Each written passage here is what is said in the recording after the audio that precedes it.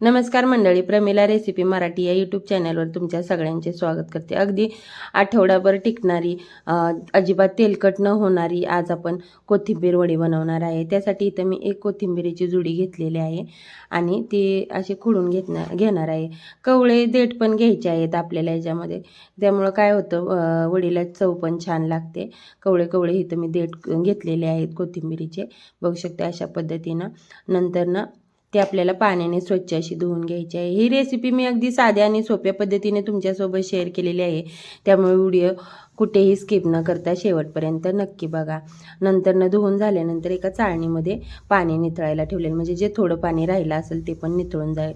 नंतर व्हिडिओ दाखवल्या त्या पद्धतीने थोडी थोडी कोथिंबीर घेऊन सुरीच्या साहाय्याने बारीक अशी आपल्याला कट करून घ्यायची आहे कोथिंबीर, बघू शकता अशा पद्धतीनं। हा व्हिडिओ तुम्ही कोणत्या गावातून किंवा शहरातून पाहताय मला कमेंट करून नक्की सांगा, म्हणजे मला पण समजेल की हा व्हिडिओ कुठपर्यंत पोहोचलेला आहे। नंतर एका ताटामध्ये कोथिंबीर चिरून घेतलेली आहे, त्याच्यामध्ये चटणी टाकून घेतलेली आहे, तांदळाचे पीठ टाकून घेतलेले आहे, ज्वारीचे पीठ टाकून घेतलेले आहे, पाव चमचा हळद टाकून घेतलेली आहे, ओवा टाकून घेतलेला आहे, चवीनुसार मीठ टाकून घेतलेलं आहे, पांढरे तीळ टाकून घेतलेले आहे। बघू शकता एकाच चमच्याच्या मापाने मी हे सगळं साहित्य घेतलेलं आहे। नंतर लसूण खोबरं कोथिंबीर ठेचलेली ते पण त्याच्यामध्ये टाकून घेतलेलं आहे। एक वाटी बेसन पीठ चाळून घेतलेलं त्याच्यामध्ये टाकून घेतलेलं, चांगलं असं मिक्स करून घ्यायचं आहे, आपल्याला चोळून चांगलं घ्यायचं आहे। आणि थोडा थोडा पाण्याचा वापर करत इथं आपल्याला घट्टसर पीठ मळून घ्यायचं आहे।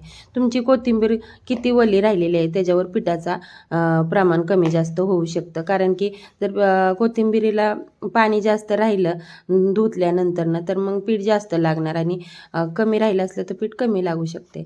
अशा पद्धतीने चांगला घट्टसर गोळा मळून घेतलेला, नंतर एका चाळणीला तेल लावून घेतलेलं आहे ब्रशच्या साहाय्याने। नंतर हातावर थोडंसं तेल लावून घेतलेलं आहे, म्हणजे काय होतं हे पीठ चिकटत नाही। नंतर त्या पिठाला पण थोडंसं असं चोळून घेतलेलं आहे। नंतर एक थोडासा गोळा काढून घेतलेला आहे पिठाचा आणि व्हिडिओ दाखवते त्या पद्धतीने मी रोल करून घेतलेला आहे, अशा पद्धतीने रोल करून घेतलेला आहे।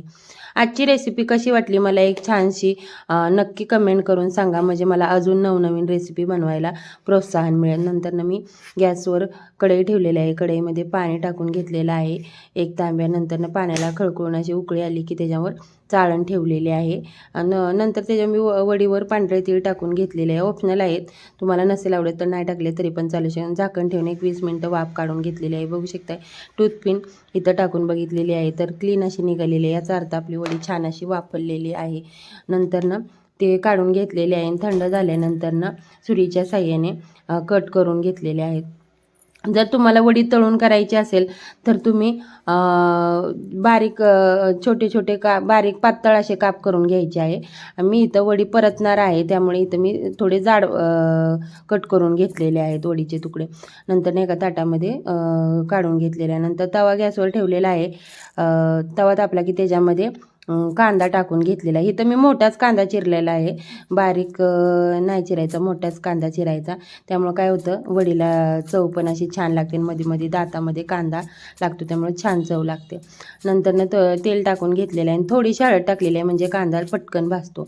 नंतर सोनेरी रंगावर कांदा आला की त्याच्यामध्ये आपण जे वडीचे तुकडे करून घेतले होते ते टाकून घ्यायचे। मध्यम गॅसवर आपल्याला ही वडी परतून घ्यायची आहे। जर तुम्हाला कुरकुरीत हवी असेल तर एक पूर्ण कमी गॅसवर ठेवून आपल्याला एक 5 मिनिटं ठेवायचे आहे, चपातीसोबत भाकरीसोबत एकच नंबर लागते। व्हिडिओ आवडल्यास तुमच्या मित्रमैत्रिणींना शेअर करा, सबस्क्राईब करा आणि कमेंट करा।